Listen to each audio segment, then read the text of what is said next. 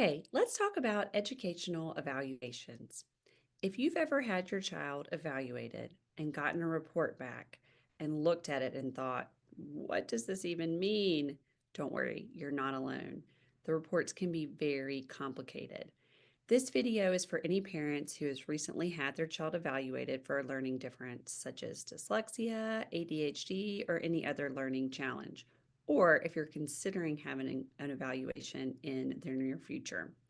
What we're going to do is break down common types of tests, try to simplify the jargon, and explain what these results really mean for your child. So I know the testing process can be a bit overwhelming, but the important thing is that it really does help reveal a child's strengths and weaknesses. It's not about labels, it's about support and clarity. And the results of these types of evaluations really help the professionals that are working with your child, such as the folks at Read Write or your child's teachers at school, a speech therapist, anyone like that. It really helps the professionals who are working with your child know how to customize and tailor their interventions so that tutoring and school can be as effective as possible. There are several different types of tests that your child might have taken and that might be present on these educational testing reports.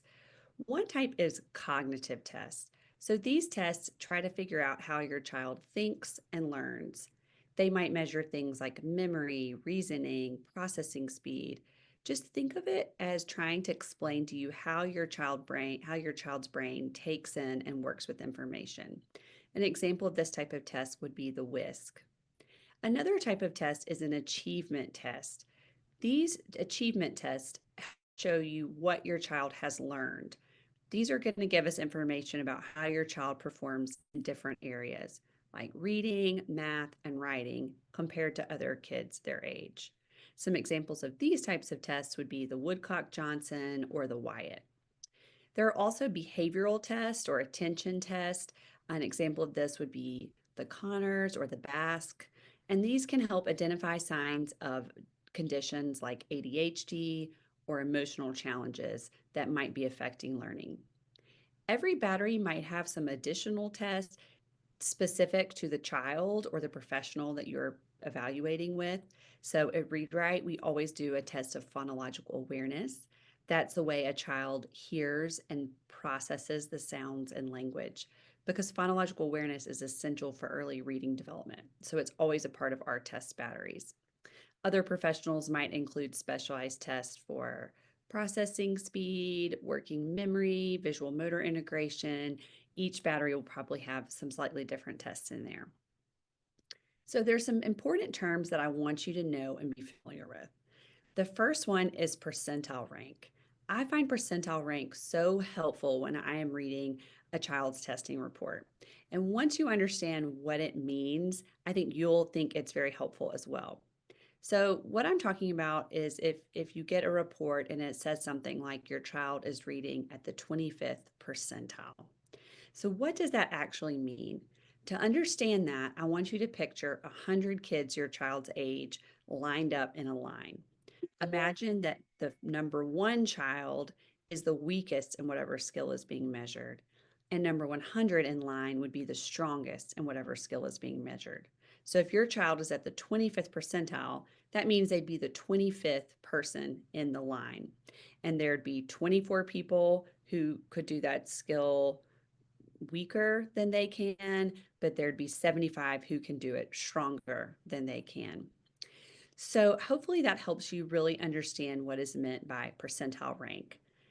When scores are put in percentile rank, there will also be a standard score. This is something that testing professionals use to measure a child's performance. With a standard score, the average score is 100. So that's the middle of the pack. Scores between 85 and 115 are considered in the typical or average range.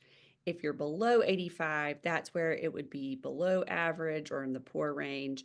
And then above about 115 would be considered above average or superior. I like to focus on the percentile rank, but the two scores are related. Another score or term you'll hear is discrepancy. So that is a lot of times what we're looking for in educational testing. Discrepancy is just a fancy way of saying gap.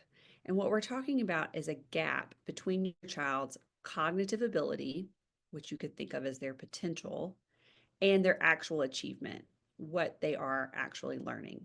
If there is a gap between your child's cognitive ability and what they've actually been able to learn, that can indicate that there is a learning disability that's blocking them from being able to learn to the level of their potential. So, discrepancy is something that you want to be on the lookout for when reading over your child's educational reports.